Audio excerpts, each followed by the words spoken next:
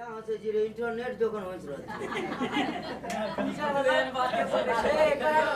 मैंने ये कह रहा था कि आप लोग नातिया शायरी पर भी ताली बजा रहे थे और गजलिया शायरी पर भी सुभान अल्लाह कर रहे थे। इससे भी ये पता चलता है कि इल्म की कमी है। लिहाजा तालीम हासिल कीजिए। अपने घर के अंदर एक औरत पढ़ेगी, एक मर्द पढ़ेगा, एक फर्द पढ़ेगा, एक औरत पढ़ेगी तो पूरा खानदान पढ़ेगा। जी माँ बच्चा जब पैदा होता है तो पैदा होने के बाद मदरसा जाने से पहले, स्कूल जाने से पहले, दारुल उलूम देवबंद जाने से पहले, नदुल उलमा जाने से पहले माँ की गोद उसका मकतब होता है, माँ की गोद उसका मदरसा होता है। आप लोग शांति से बनाइए। आप वाकया सुने होंगे कि बाबा फरीदुद्दीन गंशकर रहमतुल्लाह अलैह, बाबा फरीदुद्दीन गंशकर रहमतुल्लाह अलैह जिस रास्ते से चलते थे, जिस गली से गुजरते थे, उस रास्ते में लोग देखकर कलमा पढ़ लेता था। उस गली से जब गुजरते थे तो गैर मुस्लिम गैर देखकर कलमा पढ़ लेता था। एक दिन इत्तेफाक से बाबा फरीदुद्दीन गंशकर रहमतुल्लाह अलैह दूर दराज से आए और घर में बैठे। माँ प्यार से वापस से नाश्ता बना कर दी, वो नाश्ता खाने लगे। माँ भी साथ बैठकर नाश्ता खा रही है। बाबा फरीदुद्दीन गंशकर रहमतुल्लाह अलैह ने मौज में आकर अपनी माँ से कहता है, ऐ माँ, आपको मालूम है कि आपका लड़का, आपका बेटा, आपका लख्ते जिगर, आपका टूटे नजर, आपका दिल, आपके दिल का धड़कन बाबा फरीदुद्दीन गंशकर जिस रास्ता से गुजरता है, उस रास्ते में जब लोग मिलता है देखकर कलमा पढ़ लेता है। गली से गुजरता है, लोगों की नजर पड़ती है, देखकर कलमा पढ़ लेता है। माँ कहती है, बेटा ये तेरा कमाल नहीं है। बेटा कहता है, माँ ये किसका कमाल है? तू तो चार दीवारी के अंदर रहती है, तू तो घर के अंदर रहती है, तू बाहर नहीं निकलती है। तेरा बेटा फरीदुद्दीन बाहर निकलता है। तब माँ कहती है, बेटा जब तू छोटा था, जब बिल्कुल तू शीर खान था, दूध पीने के लायक था, दूध पीने का उम्र का था, और जब तुमको दूध पिलाने की बारी आती, ऐ बेटा देखो मेरा कमाल कैसा है, और शदीद ठंडी भी होती और तुम दूध पीने की ख्वाहिश करता तो मैं पहले बावजू हो जाती, वजू बना लेती और तब तुमको दूध पिलाती। उसी का कमाल है बेटा कि आज जिस रास्ते से तुम गुजरते हो, उस रास्ता के लोग देखकर तुमको देखकर कलमा पढ़ लेते। बेशक सुभान अल्लाह। तो आज औरतों के अंदर वो दीन होगा, वो इल्म होगा, दीनदारी होगी, तो वो बच्चा जो माँ की गोद में माँ से जो सबक सीखेगा, बाप से जो सबक सीखेगा, तो वो बच्चा एक दिन कामयाब होगा। आज क्या कहती है, आज कुछ माँ क्या कहती है कि मौलाना साहब एगो ताबीज दे दीजिए। क्या करिएगा ताबीज? अरे जब से अपना बेटा को ब्याह किए हैं और बहू को जो लाए हैं उस सबको नचा रही है, सास को नचा रही है, ससुर को नचा रही है, भैंसुर को नचा रही है, देवर को नचा रही है। तो हमारे जैसा मुफ्ती साहब होता है तो कहता है तू बहू लाई नाचने वाली तो नचाएगी नहीं तो नमाज पढ़ेगी।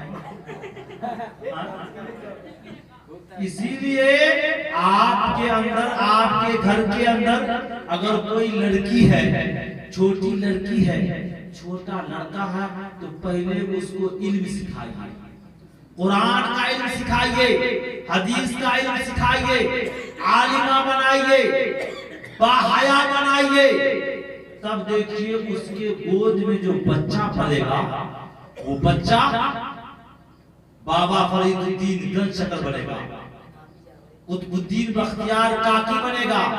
आप उस बच्चा को याद कीजिए, एक छोटा सा बच्चा जो इल्म हासिल करने के लिए जा रहा है, रास्ता में डाकुओं की जमात ने उसे घेर लिया। घेरने के बाद पूरी तलाशी लेता है, डाकू को मालो जर नहीं मिलता है। डाकू पूछते हैं उस बच्चे से, ए बच्चा तुम्हारे पास कुछ रकम है? बच्चा हौसले के साथ कहता है, बुलंदी के साथ कहता है, ए डाकू मेरे बगल में मेरी माँ ने 40 दिनार और दिरहम सिल दिया है, लिहाजा पोशीदा तौर पे सिल दिया है। डाकू सुनते ही हैरत में पड़ जाता है, हैरान और परेशान हो जाता है कि ये बच्चा इतना पोशीदा, इतने एहतियात के साथ इसकी माँ ने सिल दिया कि ढूंढने के बाद भी नहीं मिला, नहीं मिल सकता था। ये बच्चा राज की बात क्यों बता दिया? हैरत में पड़कर उस बच्चे को पकड़कर जो डाकू के सरदार था, उस सरदार के पास ले जाता है। सरदार ने उसे पूछा, बेटा ये जो एहतियात के साथ बिल्कुल सिला हुआ था, तुमने इस राज की बात क्यों बता दिया? वो बच्चा कितना प्यारा जवाब देता है। वो बच्चा कहता है, ए डाकू के सरदार, मैं इसलिए इस राज की बात को बता दिया, मैं इसलिए इस राज की बात को बता दिया। मैं जब इल्म हासिल करने के लिए आ रहा था तो मेरी माँ ने एक बात कहा,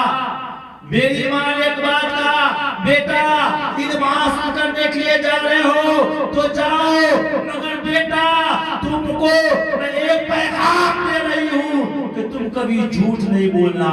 वो बच्चा कहता है डाकू के सरदार से, ये डाकू के सरदार, मेरी माँ का ये पैगाम है, मेरी माँ की ये नसीहत है, झूठ नहीं बोलना, लिहाजा मैं झूठ नहीं बोल सकता हूँ। वो डाकू के सरदार कहता है, ऐ बच्चा अगर तुम आज झूठ बोल देते तो तुम्हारा दिनार बच जाता, मगर तूने सच सच क्यों बता दिया? इतना सुनना था।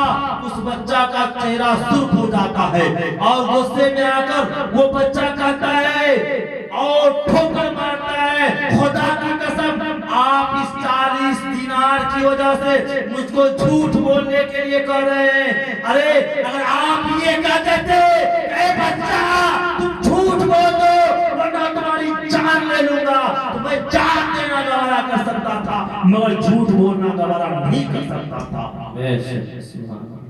आपको मालूम होगा वो बच्चा कौन था?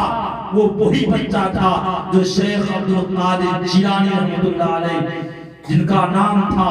और उनके बाप कितने नेक थे, उनकी माँ कितनी नेक थी कि उनके बाप जब जंगल का सफर किए और रास्ते में नमाज का वक्त हुआ, वजू बनाने के लिए दरिया के किनारे जाते हैं, पानी लेते हैं और पानी में जब वजू बनाने लगते हैं भूख लगी हुई होती है, सेब फंसता हुआ आता है और उस सेब को उठाकर खाने लगते हैं। आधा सेब खाया ही था कि उनको याद आ गया कि ये सेब का मालिक कौन है, ये किसका सेब है, किसके बागीचे से फंसकर आ रहा था।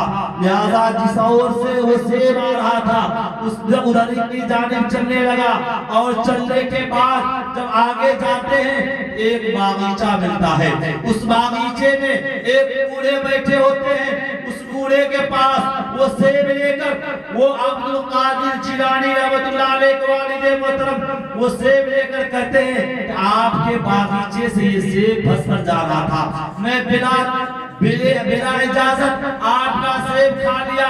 मसला इजाजत देता है कि आप सेब खा सकते हैं, मगर तकवा इजाजत नहीं देता है कि बगैर पूछे आप सेब खा सकते हैं। लिहाजा उन्होंने कहा या तो आप माफ कर दीजिए या नहीं तो आप इसके बदला में जो कहीं हम देने के लिए तैयार हैं। वो समझ गए कि ये लड़का बहुत होनहार है, ये लड़का बहुत नेक है, ये बहुत पारसा लड़का है। उन्होंने कहा कि मैं माफ तो नहीं करूंगा, मगर उसकी एक सजा है। सजा क्या है कि तुमको 5 साल तक मेरे यहाँ नौकरी करनी पड़ेगी और मेरी एक बेटी है जो आँख की अंधी है, कान की बहरी है और हाथ की लूली है, पैर की लंगड़ी है, जबान की गोंगी है। उस बेटी से आपको शादी करना होगा तब मैं माफ करूंगा। लिहाजा मैं गए, वो जब ये शर्त लगाए वो सोचने पे मजबूर हो गए। उसके बाद सोच कर कहते हैं कि दोनों शर्त मुझे मंजूर है, ये दोनों शर्त क्यों कबूल कर लिए, पहले इस बात को समझिए, इसलिए कबूल कर लिए, अरे दुनिया की जिंदगी तो चंद दिन की है, लिहाजा आखिरत में जब मेरा इंतकाल होगा तो आखिरत में आराम मिलेगा, चैन मिलेगा, सुकून मिलेगा। इसी नीयत से वो कबूल कर लिए कि मैं आपके यहाँ 5 साल की नौकरी करने के लिए तैयार हूँ, आपकी लंगड़ी लूली कानी बहरी बेटी से शादी करने के लिए तैयार हूँ। निकाह हो जाता है उसी बागीचे के अंदर। और आजकल जो लोग शादी करते हैं, आजकल के नौजवान जो शादी करते हैं तो क्या करते हैं, अपने दोस्त को, अपने फ्रेंड को भेजते हैं कि जाओ देखो लड़की बिल्कुल खूबसूरत है कि नहीं सूरत है। अरे लड़का देखने में बिल्कुल काला भी होता है तो लड़की हूर ढूंढता है, अरे लड़का लड़का लंगूर है, अब बीबी को देखता है हूर है, अरे लंगूर कहता है बीबी हूर होना चाहिए, अरे लंगूर क्या करेगा हूर, तुम तो खुद हो लंगूर, तुम क्या करोगे हूर। लिहाजा खूब गोरी चट्टी से शादी करना चाहता है। मगर कुर्बान जाइए शेख अब्दुल कादिर जिलानी रहमतुल्लाह अलैह के वालिद मोहतरम पर कि उन्होंने कबूल कर लिया लंगड़ी लूली कानी बहरी अंधी लड़की से शादी करने के लिए तैयार हो गए। निकाह होने के बाद जब उनके खुसर साहब, उनके ससुर साहब ने कहा उस रूम में आपकी बीवी है, जाइए, वाह उसूल के मुताबिक जैसे रूम में जाते हैं तो जाने के बाद सलाम करते हैं, सलाम का जवाब आता है, फौरन वापस होने लगते हैं। जब वापस होने लगते हैं तो उनकी बीवी कहती है आप सही आ रहे हैं, आइए आइए। जब वो अंदर जाते हैं तो देखते हैं कि बहुत खूबसूरत बीवी है और कान की बहरी भी नहीं है, आंख की अंधी भी नहीं है, हाथ की लूली भी नहीं है, पैर की लंगड़ी भी नहीं है, खूबसूरत बीवी है। उसके बाद वो दूसरे दिन सुबह होकर बागीचा आते हैं, अपने ससुर से मिलते हैं, कहते हैं आपने मेरी बीवी के बारे में इतने सारे क्यों बताया। तो उन्होंने कहा बेटा मैं हाथ की लूली इसलिए बताया कि आज तक मेरी बेटी अपने हाथ से कोई गलत काम नहीं की है। मैं पैर की लंगड़ी इसलिए बताया कि आज तक मेरी बेटी अपने पैर से कोई गलत कदम नहीं चली है। और मैं कान की बहरी इसलिए बताया कि आज तक मेरी बेटी अपने कान से गलत जुमला नहीं सुनी है। मैं आंख की अंधी इसलिए बताया कि आज तक मेरी बेटी अपनी आंखों को गलत इस्तेमाल नहीं की है। इसलिए हमारी बेटी खूबसूरत भी है, खूबसूरत भी है और माँ भी नेक थी, बाप भी नेक था। तब बच्चा पैदा हुआ वो शेख अब्दुल कादिर जिलानी रहमतुल्लाह अलैह बनके पैदा हुआ। तो मेरे मोहतरम बुजुर्गों और नौजवानों, आज जो आपके घर में खवातीन है, आपके घर में जो औरतें हैं, उस औरत को तालीम हासिल करवाइए। इल्म होगा तो कुरान को समझेगा, हदीस को समझेगा और तमाम उसूलियात को समझेगा, तब आपको पता चलेगा। कुरान पढ़िएगा तो समझिएगा अल्लाह एक है, हदीस पढ़िएगा हदीस की गवाही देगी अल्लाह एक है। और ऋग्वेद उठाइएगा तो ऋग्वेद में भी आपको लिखा हुआ मिलेगा कि अल्लाह एक है।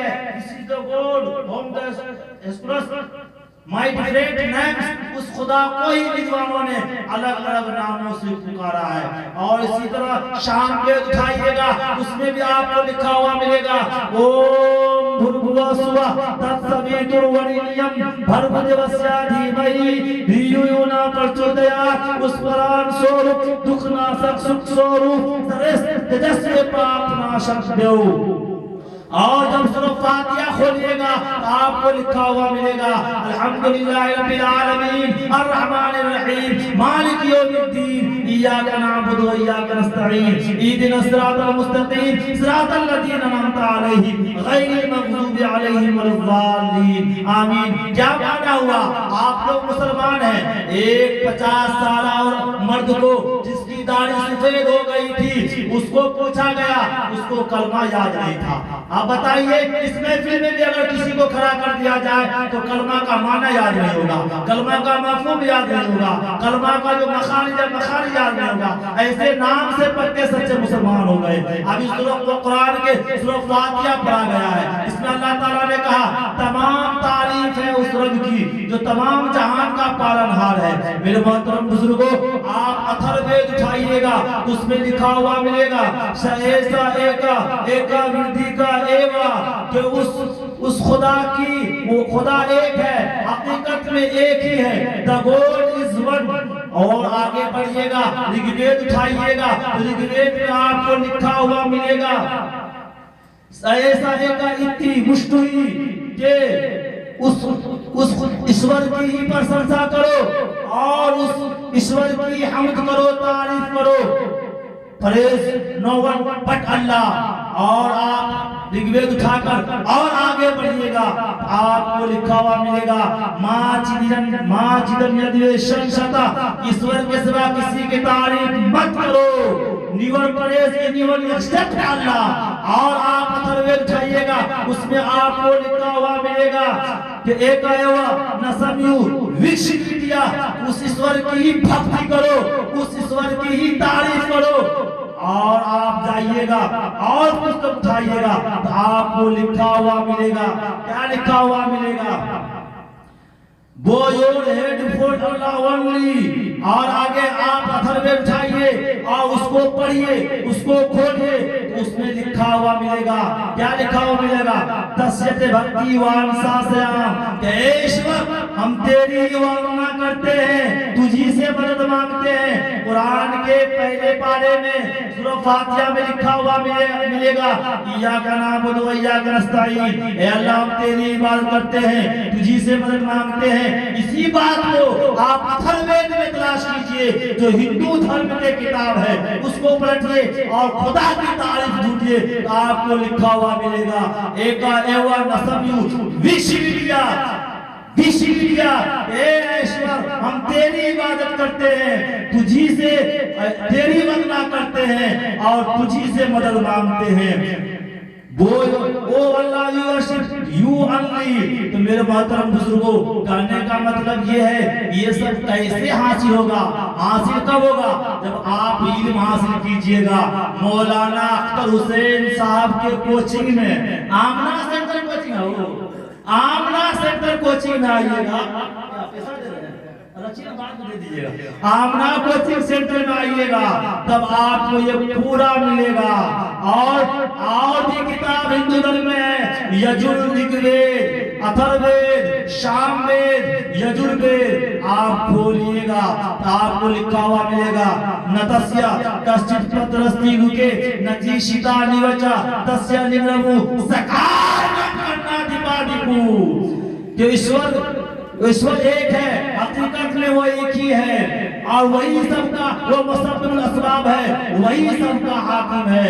There is no God of Allah in the universe. Allah is the not father of anyone. Anyone is the father of Allah.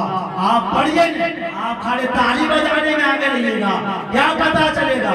इल्म हासिल कीजिए, इल्म के मैदान में आगे बढ़िए, ताकि आपको अगर किसी से अरबी बोलने का मुकाबला हो, अरबी में आप आगे बढ़िए, हिंदी बोलने का मुकाबला हो, हिंदी में आगे बढ़िए, इंग्लिश बोलने का मुकाबला हो, इंग्लिश में आगे बढ़िए, और वेद कुरान को आपके सामने रख दे, उसका भी इल्म हासिल कीजिए, तमाम इल्म हासिल कीजिए, तब न होगा कि खाली ताली बजाने से होगा। इसीलिए हम क्या करते हैं, सुर बनो कुछ रातों का, जुगनू बनने से क्या होगा, सुर बनो कुछ रातों का, जुगनू बनने से क्या होगा, भवरे बने फूलों की खुशबू बनने से क्या होगा, प्यार करो धरती से और आजाद बनो, अशफाक बनो, प्यार करो धरती से और आजाद बनो, अशफाक बनो, लैलाओं के चक्कर में मजनू बनने से क्या होगा। तो मेरे मोहतरम बुजुर्गों, मैं ये कह रहा था, आप आओ उठाइएगा और भी वेद की किताब उठाइएगा, आपको लिखा मिलेगा यो मामा जमना दिना चविति लिखे लुके महेश्वरमु असम्मुढस मृत्युलेसु सर्व पापिया परमुचैते। जो मुझको अजली पैदा न होने वाला और कायनात का पालनहार जानता है, वो अक्लमंद है, तमाम गुनाहों तो अक्लमंद है, तमाम गुनाहों से दूर हो जाता है। He who knows Allah is the eternal and Lord of all the universe. Universe is the father of Allah। मेरे कहने का मतलब यह है कि आप जब इल्म हासिल कीजिएगा तब न खुदा को पहचानिएगा, आगे बढ़िएगा, आपको लिखा हुआ मिलेगा न सदृशे तिष्ठति रूपमस्य न चक्षुषा पश्यते कश्चन नमो। उसकी शक्ल सूरत सोच से बालातर है, आंखें उसे नहीं देख सकती। His shape is good, our thinking, our eyes cannot see। आप पढ़िएगा तब ना आपको मालूम होगा, आप इन मास में करिएगा तब ना आपको मालूम होगा। अभिक्तम की मां परम मने नते मामा बुद्धया परम भावा मजानंत मामा वै यमनुत्तममु। आपको लिखा हुआ मिलेगा, ये गीता का श्लोक मैंने पढ़ा है, आप पढ़िएगा तब ना आपको पता चलेगा, खाली ताली बजाने से होगा।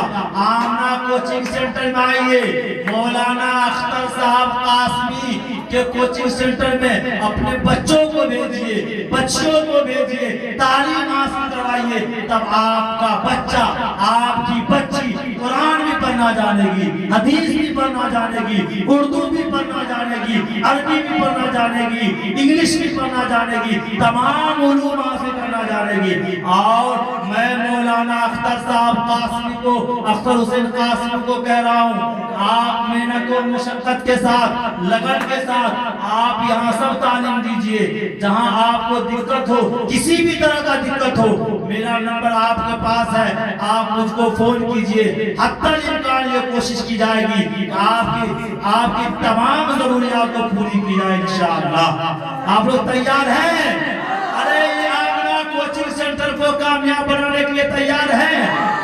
मौलाना अख्तर साहब को कामयाब बनाने के लिए तैयार हैं? जो नहीं तैयार है हाथ उठाइए। तो देखिए वो नहीं तैयार, देखिए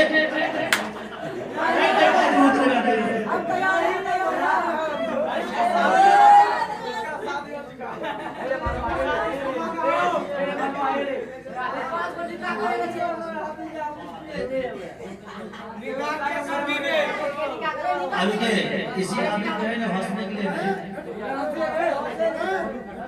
हंसना भी नहीं आता, रोना भी नहीं आता, हंसना भी नहीं आता, रोना भी नहीं आता, और दर्द दिल ऐसा मिला कि चुप रहना भी नहीं। तो आप लोग चुपिएगा तब न। आइए अब हमारे बीच है इस बज़्म का इजरा होना है। मौलाना अख्तर साहब कासमी जब से बुलाया है, खटाते खटाते अभी तक ना खाना खिलाया है, ना पानी पिलाया है, ना चाय पिलाया है, खाली खटा रहा है। मेरे आइए इजरा फिजरा होगा इंशाअल्लाह, उसके बाद उधर